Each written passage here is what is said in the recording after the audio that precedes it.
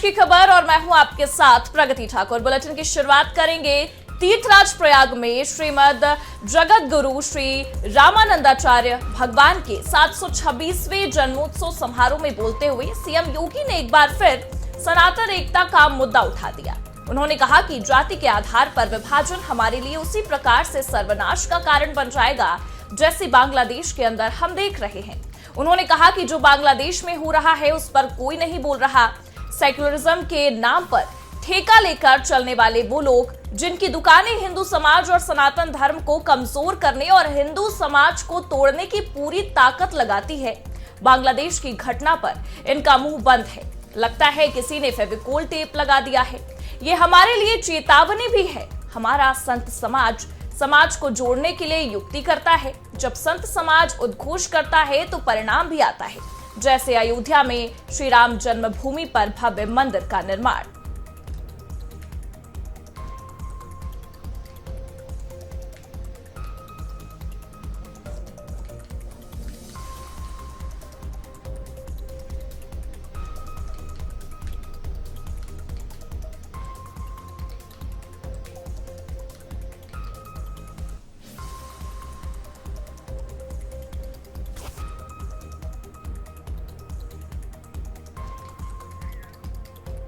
वहीं बता दें कि प्रयागराज में बोलते हुए एक बार फिर सीएम योगी ने सनातन समाज और सनातन परंपरा को बुलंद किया है। उन्होंने ये साफ कह दिया कि जब बांग्लादेश की घटना पर इनका मुंह बंद लगता है तो ये समझ में आता है कि फेविकोल और टेप लगा दिया गया है। उन्होंने ये कहा है कि हिंदू समाज को तोड़ने की पूरी ताकत लगाती है, सनातन धर्म को कमजोर करने की ताकत लगाती नजर आती है।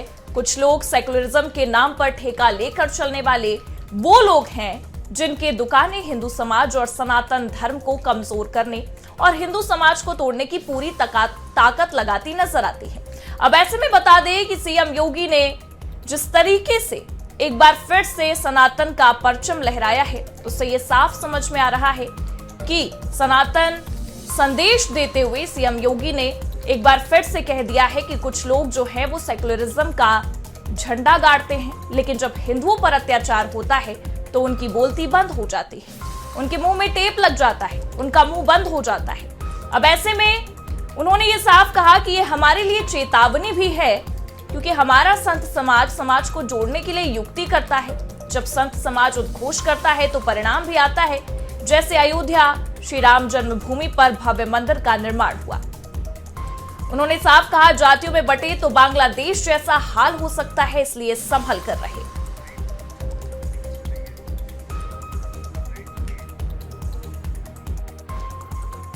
जिस दिव्य महापुरुष का प्रकट इसी प्रयागराज की धरती पे हुआ था,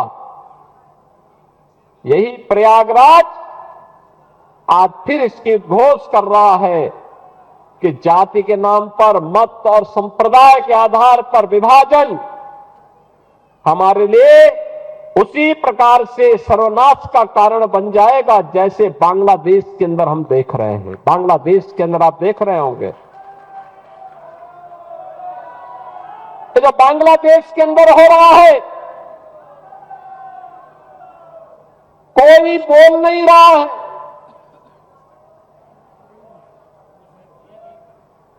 सेकुलरिज्म के नाम पर ठेका लेकर के चलने वाले वे लोग जिनकी दुकानें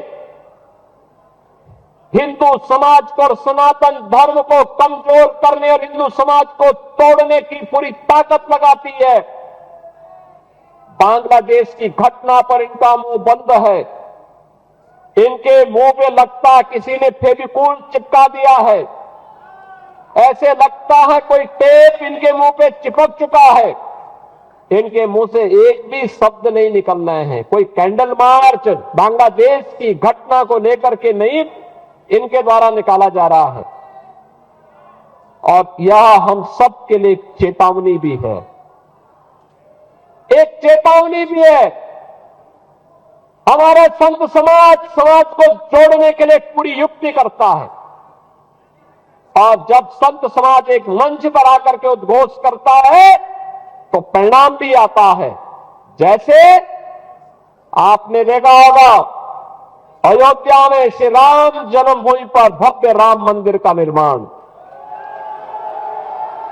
अयोध्या में श्री राम जन्मभूमि पर भव्य राम मंदिर का निर्माण, ये पूज्य संतों की उसी साधना और उसी एकता का परिणाम है जिसे मूर्त रूप दिया है देश के यशस्वी प्रधानमंत्री श्री नरेंद्र मोदी जी ने।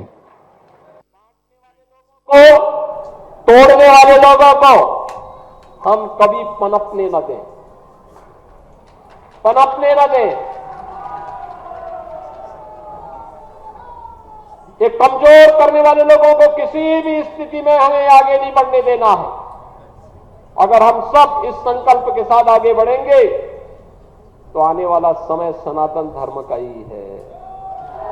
दुनिया के अंदर सनातन का झंडा जैसे श्री राम जन्मभूमि पर पूरी भव्यता और दिव्यता के साथ फहराया जा रहा है, ऐसे ही पूरी दुनिया के अंदर सनातन का झंडा अपने आप गूंजता हुआ दिखाई देगा।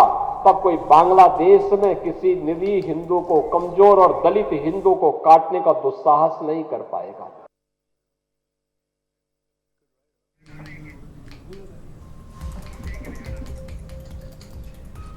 वहीं इनके आगे बता दें कि इस दौरान सीएम योगी ने यह साफ कहा कि जिस तरीके से सनातन परंपरा आगे बढ़ती नजर आती है, जिस तरीके से सनातन परंपरा को आगे लेकर जाना है, वो सबको ध्यान में रखना चाहिए।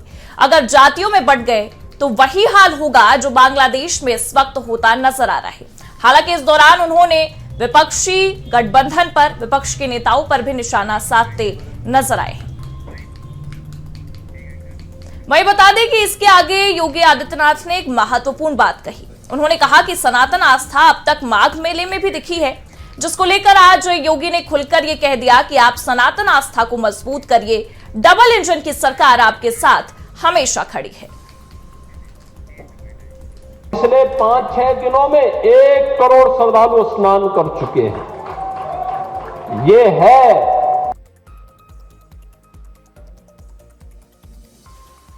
आप पिछले 5-6 दिनों में 1 करोड़ श्रद्धालु स्नान कर चुके हैं। ये है सनातन आस्था। इस सनातन आस्था को मजबूती प्रदान करने के लिए डबल इंजन की सरकार सदैव आपके साथ में है, आपके साथ खड़ी है। आप सबका दायित्व बनता है, हम सबका दायित्व बनता है ये बांटने वाले लोगों को, तोड़ने वाले लोगों को हम कभी पनपने न दें, पनपने न दें। ये कमजोर करने वाले लोगों को किसी भी स्थिति में हमें आगे नहीं बढ़ने देना है। अगर बढ़ेंगे अगली खबर की ओर। एआईएमआईएम प्रमुख असदुद्दीन ओवैसी ने सोलापुर में एक बड़ा बयान दिया है। उन्होंने कहा कि एक दिन हिजाब पहनने वाली महिला भी भारत की प्रधानमंत्री बनेगी। इतना ही नहीं, उन्होंने भारत पाकिस्तान की राजनीतिक व्यवस्था की भी तुलना की।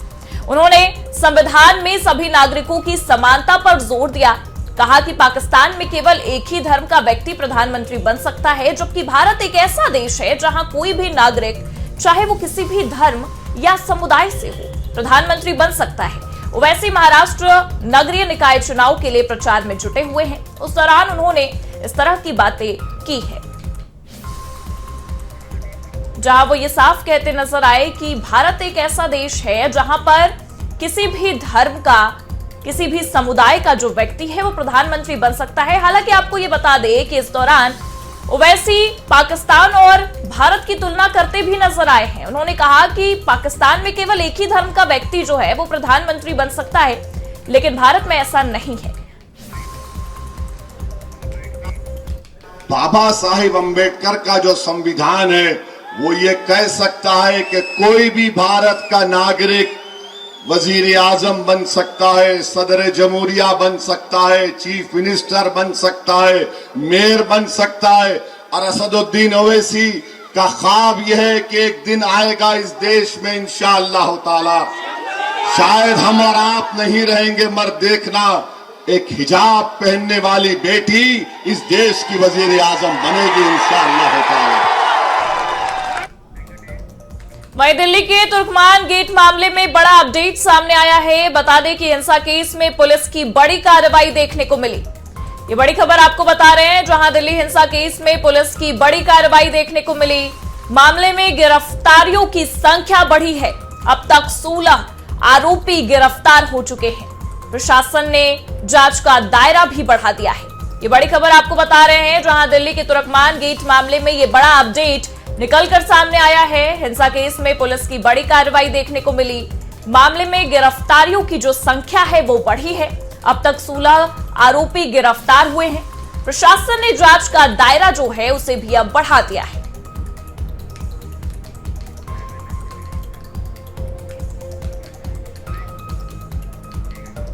वहीं रुक करेंगे राजस्थान की राजधानी जयपुर का, जहां जयपुर में बीती रात रफ्तार का कहर देखने को मिला। जहां रेसिंग कर रही एक ऑडी कार बेकाबू होकर भीड़ में घुस गई। हादसे में एक युवक की मौत हो गई, जबकि 16 से ज्यादा लोग घायल बताए गए। घटना का सीसीटीवी फुटेज भी सामने आ चुका है, जिसमें देखा जा सकता है कि किस तरह से ऑडी कार भीड़ में घुसती है और लोगों को रौंद देती है। बता दें कि घटना मानसरोवर के खाराबाद सर्कल के पास की है। मौके पर मौजूद लोगों की अगर माने तो बीती रात दो कारों के बीच रेस चल रही थी। ऑडी कार करीब 120 किलोमीटर प्रति घंटे की रफ्तार से दौड़ रही थी। इसी दौरान ड्राइवर ने नियंत्रण खो दिया और कार पहले डिवाइडर से टकराई और फिर सड़क किनारे लगे फूड स्टॉल्स में जा घुसी। हादसे के वक्त मौके पर करीब 50 लोग मौजूद थे। ऑडी कार ने 10 से ज्यादा ठेलों और स्टॉल्स को टक्कर मार दी। टक्कर इतनी जबरदस्त थी कि एक अन्य कार पलट गई। करीब 100 मीटर दूर जाकर ऑडी एक पेड़ से टकराकर रुकी। इस दर्दनाक हादसे में 16 से अधिक लोग घायल हैं। इनमें से 4 की हालत गंभीर बताई जा रही है। सभी घायलों को स्थानीय लोगों और पुलिस की मदद से जयपुरिया अस्पताल पहुंचाया गया है। बता दें, जहां एक युवक को मृत घोषित कर दिया गया है। मृतक की पहचान भीलवाड़ा निवासी रमेश बैरवा के रूप में हुई है, जो फूड स्टॉल पर हेल्पर का काम करता था।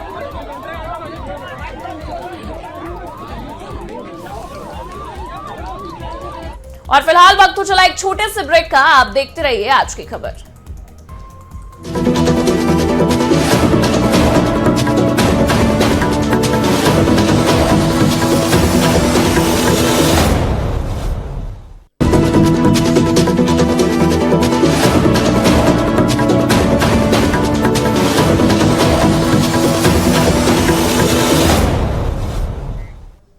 ब्रेक के बाद आप सभी दर्शकों का स्वागत है। रुक करेंगे खबरों का, जहां कानपुर गैंगरेप मामले से जुड़ी ये बड़ी खबर सामने आ रही है। जहां छात्रा के साथ गैंगरेप मामले में आरोपी दारोगा पर इनाम घोषित है। पुलिस कमिश्नर ने 50,000 का इनाम घोषित किया है। बता दें कि मामले में आरोपी दारोगा फरार चल रहा है। ये बड़ी खबर आपको बता रहे हैं कानपुर गैंगरेप मामले से जुड़ी, जहां छात्रा के साथ गैंगरेप मामले में आरोपी दारोगा पर इनाम घोषित किया गया। पुलिस कमिश्नर ने 50,000 का इनाम घोषित किया है। मामले में आरोपी दरोगा फरार चल रहा है। ऐसे में पुलिस कमिश्नर ने आरोपी पर 50,000 का इनाम घोषित किया है। छात्रा के साथ गैंगरेप मामले से जुड़ी ये अहम खबर आपको बता रहे हैं, जहां पुलिस कमिश्नर ने आरोपी दरोगा पर 50,000 का इनाम घोषित किया है। रुक करेंगे पंजाब का, जहां पंजाब के होशियारपुर से दर्दनाक खबर सामने आई है। घने कोहरे की वजह से भयानक सड़क हादसे में 4 लोगों की मौत हो गई और एक गंभीर रूप से घायल है। मरने वालों की पहचान हिमाचल प्रदेश के ऊना जिले के गांव झलेट के रहने वाले के तौर पर हुई है। मृतक एक ही परिवार के बताए जा रहे हैं। ये सभी लोग कार से अमृतसर एयरपोर्ट जा रहे थे, जहां दसूहा से होशियारपुर जा रही रोडवेज बस से कार की जोरदार टक्कर हो गई, जिसमें 4 लोगों की मौके पर ही मौत हो गई है, जबकि गंभीर घायल सुरेंद्र को सिविल अस्पताल होशियारपुर में भर्ती कराया गया है। रुक करेंगे अगली खबर की ओर। लंदन में रह रहे मौलाना शमशुल हुदा से जुड़ी ये अहम खबर आपको बता रहे हैं, जहां मौलाना से जुड़े आजमगढ़ के 2 मदरसों की मान्यता रद्द कर दी गई है। ये बड़ी खबर आपको बता रहे हैं। मौलाना से जुड़े आजमगढ़ के 2 मदरसों की मान्यता रद्द। लंदन में रहकर मदरसा शिक्षक का वेतन मौलाना ले रहा था। जांच में सामने आए थे पाकिस्तानी कनेक्शन। मामले में लगातार जांच जारी है। लंदन में रह रहे मौलाना शमशुल हुदा से जुड़ी अहम खबर आपको बता रहे हैं, जहां आजमगढ़ के 2 मदरसों की मान्यता रद्द कर दी गई है। लंदन में रहकर मदरसा शिक्षक का वेतन ले रहा था मौलाना। अब मामले की लगातार जांच जारी है। वहीं ईरान में लगातार जारी है खामेनेई के विरोध में प्रदर्शन। ये बड़ी खबर आपको बता रहे हैं, जहां ईरान में लगातार खामेनेई के विरोध में प्रदर्शन जारी देखा जा रहा है। ईरान में सड़कों पर जनता उतर चुकी है। आगजनी, तोड़फोड़ और बवाल भी देखने को मिल रहा है। 200 प्रदर्शनकारियों की मौत की खबर सामने आई है। ट्रंप ने खामेनेई के लिए जारी की खुली चेतावनी, प्रदर्शनकारियों पर चलाई गोली तो हम भी गोली बरसाएंगे। ये बड़ी खबर आपको बता रहे हैं, खामेनेई के लिए ट्रंप की चेतावनी कि अगर प्रदर्शनकारियों पर गोली चलाई तो हम भी गोली बरसाएंगे। प्रदर्शनकारियों को पश्चिमी देशों का समर्थन भी मिलता नजर आया। वहीं आपको बता दें कि ईरान हिंसा पर रजा पहलवी का बड़ा बयान सामने आया। ईरान में सत्ता पूरी तरह से टूट चुकी है। ये प्रदर्शन आप देख सकते हैं, तस्वीरें हम आपको दिखा रहे हैं आपकी स्क्रीन पर, जहां खामेनेई के विरोध में लगातार सड़कों पर जनता उतरी हुई है। आगजनी की खबरें निकलकर सामने आई, तोड़फोड़ का मामला देखने को मिला। भारी बवाल इस वक्त ईरान में लगातार देखने को मिल रहा है। बता दें कि जो जानकारियां मिल रही हैं उसके मुताबिक 200 प्रदर्शनकारियों की मौत की खबर भी निकलकर सामने आ गई। वहीं जम्मू कश्मीर के पलोरा गांव में हथियारों का जखीरा बरामद किया गया है। 9mm पिस्टल, ग्रेनेड और जिंदा कारतूस मिले हैं। ये बड़ी खबर आपको जम्मू कश्मीर से बता रहे हैं, जहां पलोरा गांव में हथियारों का जखीरा बरामद किया गया। 9mm पिस्टल, ग्रेनेड और जिंदा कारतूस मिले हैं। एक मैगजीन और एक चीनी हैंड ग्रेनेड भी बरामद किया गया है।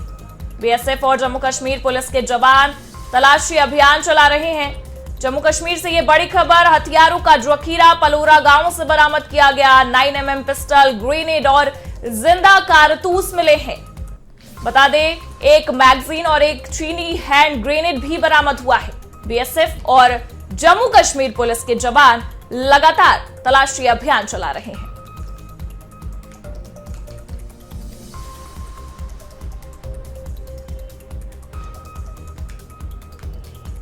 बता दें कि हथियारों का यह जखीरा पलोरा गांव से बरामद हुआ है, जिसमें 9mm पिस्टल, ग्रेनेड और जिंदा कारतूस भी मिले हैं। बीएसएफ और जम्मू कश्मीर पुलिस के जवान लगातार तलाशी अभियान चलाते नजर आ रहे हैं। एक मैगजीन और एक चीनी हैंड ग्रेनेड भी बरामद किया गया है। साथ ही साथ 9mm पिस्टल, ग्रेनेड और जिंदा कारतूस भी मिले हैं। पलोरा गांव से हथियारों का जखीरा जो है वो बरामद हुआ है। जम्मू कश्मीर के पलोरा गांव से ये बड़ी खबर निकलकर सामने आई है, जहां हथियारों का जखीरा बरामद किया गया। 9mm पिस्टल, ग्रेनेड और जिंदा कारतूस मिले हैं। एक मैगजीन और एक चीनी हैंड ग्रेनेड भी बरामद है। अब ऐसे में हथियारों का जखीरा मिलने के बाद बीएसएफ और जम्मू कश्मीर पुलिस के जवान लगातार तलाशी अभियान चलाते नजर आ रहे हैं।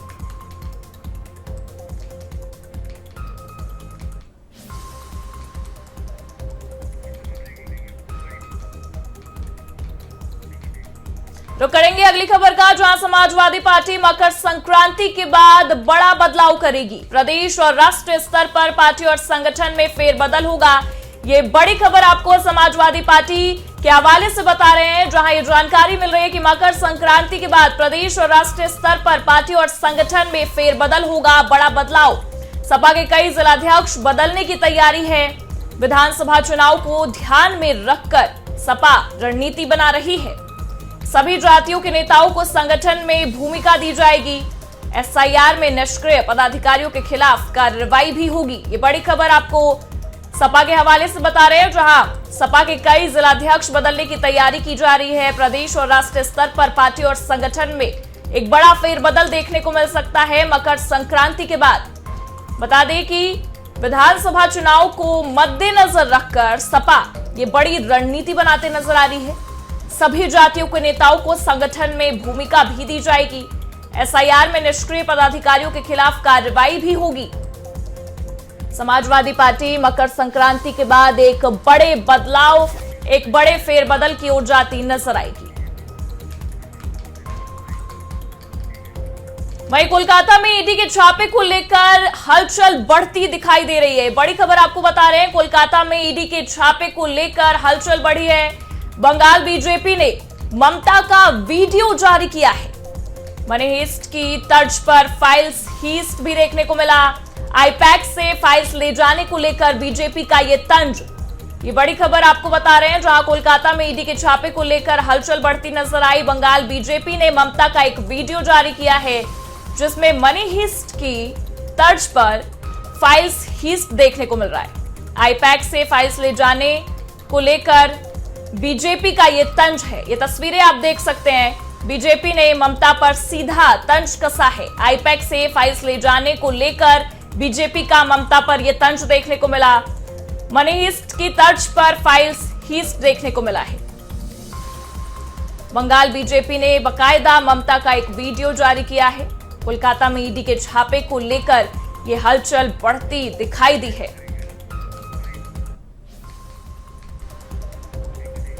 और इसी के साथ फिलहाल के लिए इस बुलेटिन में बस इतना ही। आप देखते रहिए आज की खबर।